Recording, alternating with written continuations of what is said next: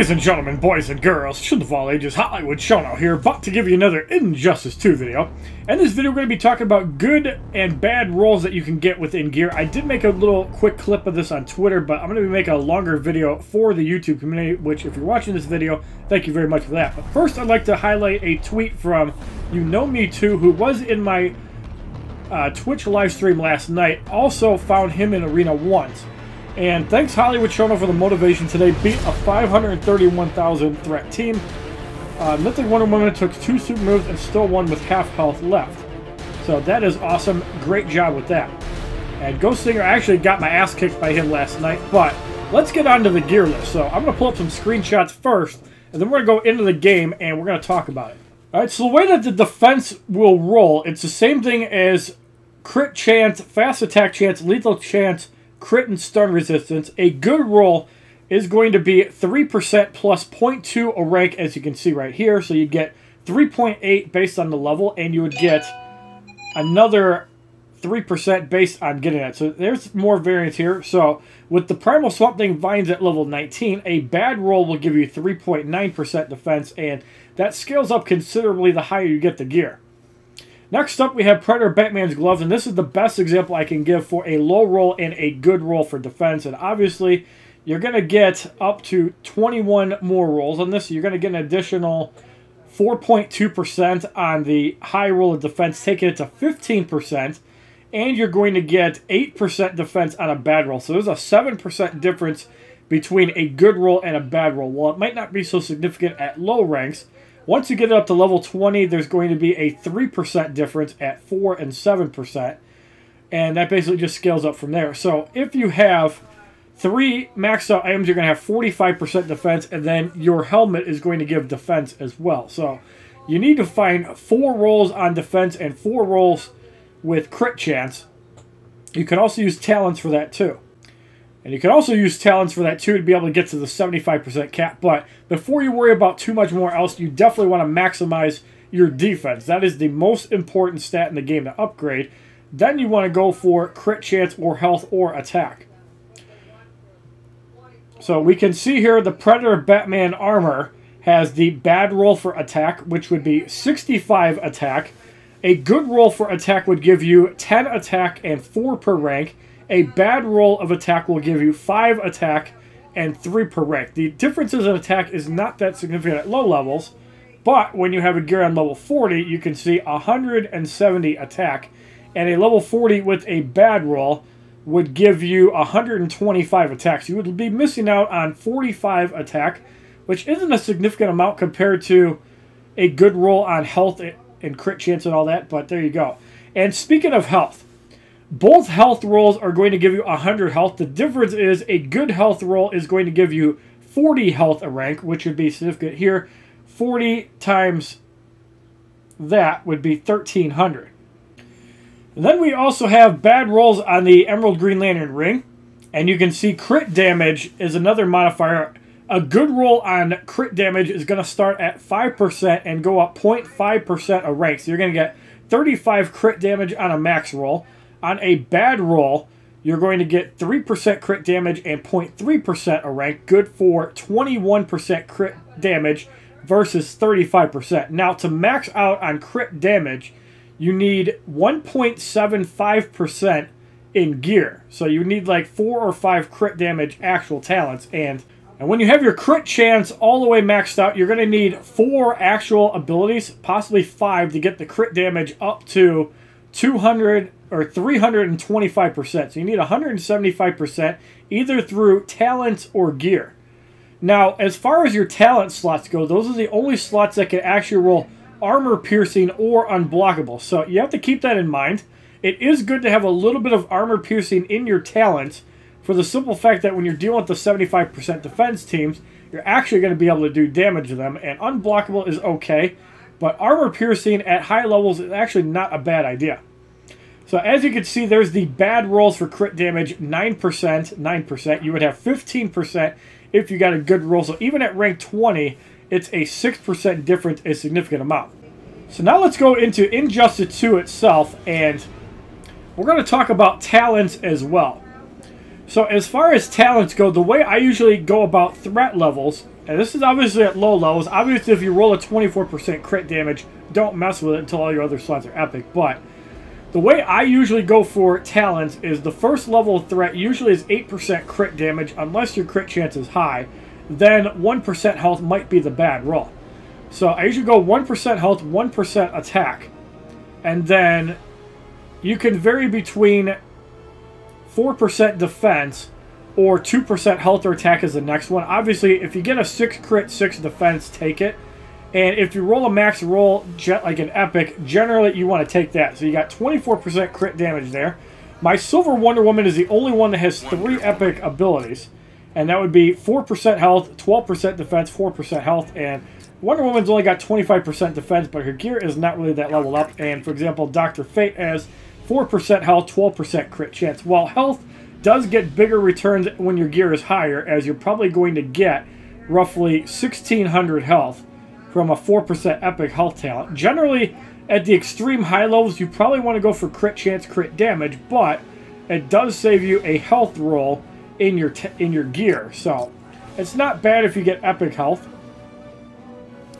And then you got guys like Enraged Bane that have various levels of defense and crit chance. Let's take a look at Silver Batman, as I believe he does have some epics and rares. So here, for example, usually defense obviously beats everything, but again, if you roll something like crit chance, crit damage, you probably want to take it. And if you get one roll that has 24% armor piercing, you definitely want to consider taking that as well, as that is an extremely good talent for high-level gameplay. Now, tomorrow or today, whenever you see this video, Predator Batman will be 5 stars, and I will be doing a 5-star video on that. And you can see his talents really aren't that good, so there's a lot of room for extra threat. And also, later today, after this video, we will be doing 5-star Dr. Fate, and I'm really excited for that one. And you can also farm his gloves as you get some garbage rolls here. We got 15% critical damage on bracers, but we have 900 health. So I think the health roll is actually slightly better. So when it comes to actually picking out your gear on a character, you also have to keep in mind things like passives. Like, for example, Batman is going to have 20% crit chance, so obviously he's going to have 62.8% crit chance. So is it worth it to take damage over defense? It might be in that case, especially if you just use him to soak up hits. And he's got decent gear, it's not great. And somebody like Blade Master Robin, if you want to take a couple fast attack talents, that's not a bad idea either, because your combo meter goes to 7. And that's especially good for Silver Robin, who has 30% chance for non-ability attacks to count as 2 combo meter hits. This also stacks with fast attack chance, be it from Speed Force to Flash or your talents. You can actually get 4 or 5 hits when you hit once with Robin. So actually taking fast attack chance on Robin is not a terrible idea because of that. And then you also have other characters, like, for example, Silver Wonder Woman gives more damage when facing a male opponent in team attack.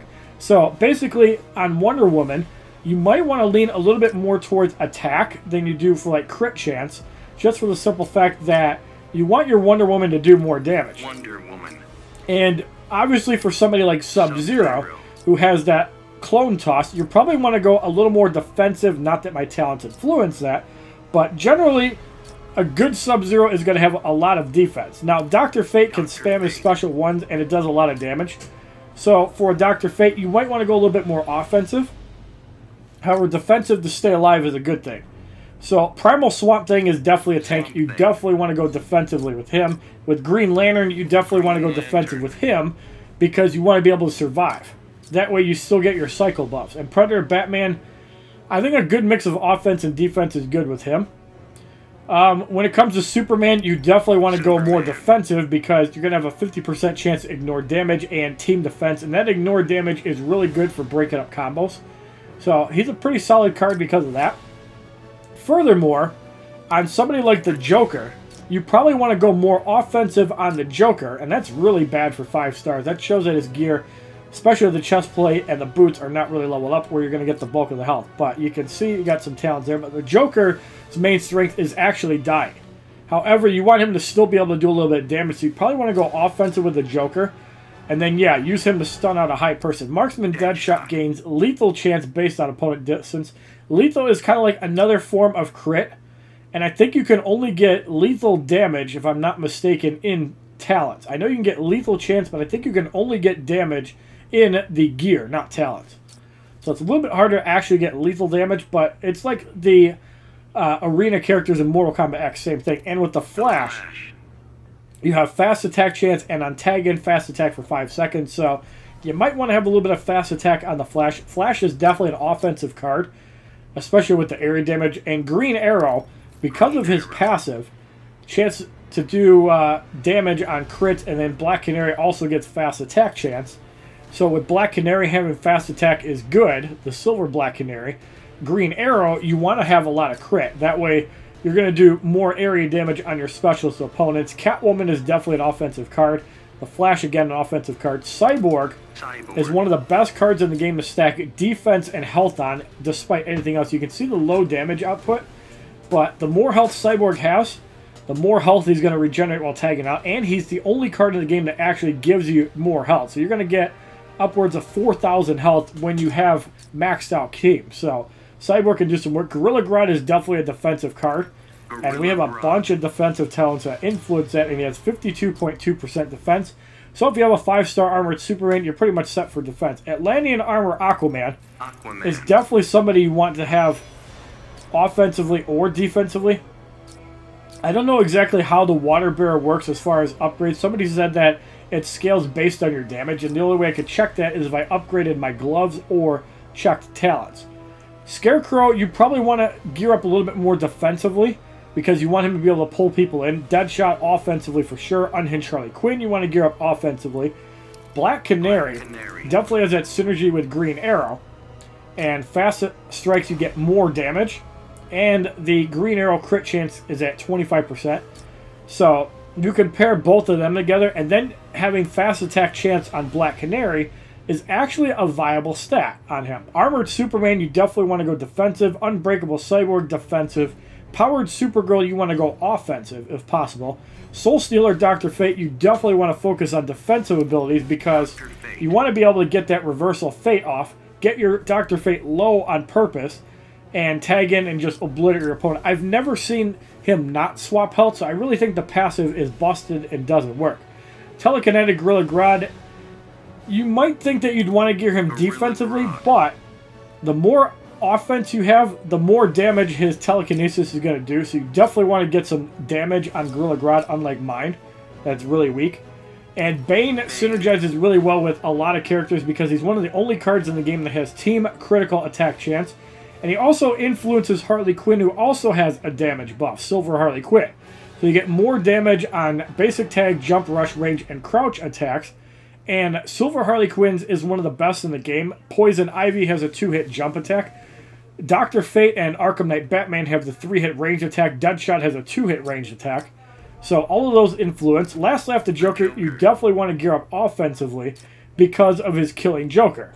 And if somebody's spamming clones of Sub-Zero, it's going to be an even bigger benefit.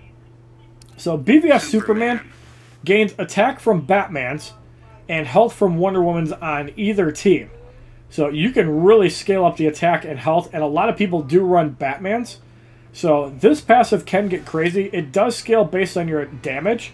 So the more damage you have, like if you have 3,000 damage, you're going to gain an extra 300 damage by having that. So you definitely want to consider BVS Superman as an offensive defensive card, as both abilities help. Sonic Black Canary kind of sucks, but you want to go offensive. Entangling Poison Ivy, you want to go more offensive. Swamp Thing, you want to go more defensive. That way you get bigger heals and you can survive. Warrior Queen Wonder Woman, you probably want to go offensive because her ability 1 is armor piercing, which is probably why LQ Persona maxed her out first. And it's really not a bad idea because you can go through the high health, high threat defense teams pretty easily. So, not actually a bad idea. In Suicide Squad Harley Quinn, you can go all sorts of ways, but her passive screams offense. You probably want to go offensive on Harley Quinn. Green Lantern, you definitely want to go defensive, and he's probably the next arena card I'm going to get to 5 stars because the team absorption up to 15%, up to 25% max health at 5 stars is an ability that definitely scales off high defense, high health. So the more gear you have on somebody, the more benefit you're going to get from his passive, and I'm going to do a video on that in the near future. Finally, we have Aquaman, who is definitely a defensive card, based on the power of Neptune as well as his passive. And Arkham Knight Batman is one of the cards that I still haven't gotten. Another run, please give me a 1-star Arkham Knight Batman so I can actually start showcasing him. But the hazard damage goes up to 100%, and it makes stuff like the blades from Green Lantern actually do damage. It makes Superman's burn do damage. This is what makes hazards not suck other than Scarecrows. You have to have this ability, and then the damage just gets crazy. So this is definitely a game changer. That's why I really want this card.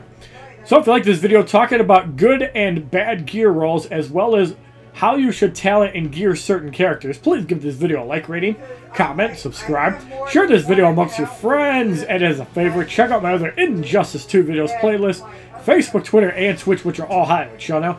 And for those of you that are commenting about this, thank you very much. Have a wonderful day, kids. www.youtube.com/HollywoodShono. Subscribe, bitches!